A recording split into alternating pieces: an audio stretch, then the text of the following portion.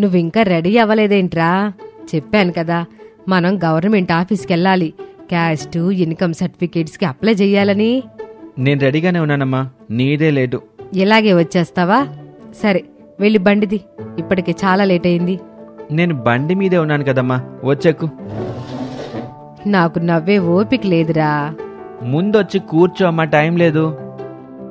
నీకు దండం పెడతాను, రెడీ అయ్యి రారా. అమ్మా గట్టిగా పట్టుకో, స్పీడ్గా వెళ్తున్నాం కదా. నన్ను ఆటోకి వెళ్ళిపోమంటావా? మాట్లాడుకో, ఆఫీస్ వచ్చేసింది. ఎక్కడా? ఏంట్రా ఇది? లోకేష్ గారు యువగలం పాదయాత్రలో ఇచ్చిన హామీ ప్రకారం వాట్సాప్ గవర్నెన్స్ ని మనమిత్ర అనే పేరుతో ప్రారంభించారమ్మా.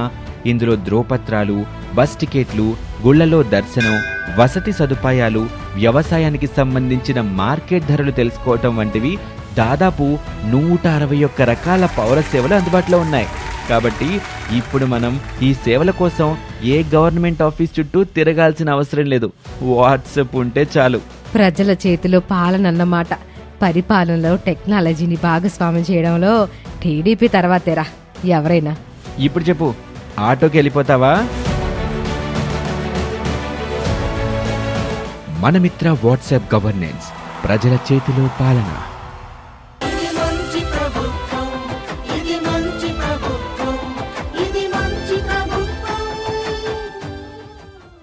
Please subscribe to Leo News for more videos.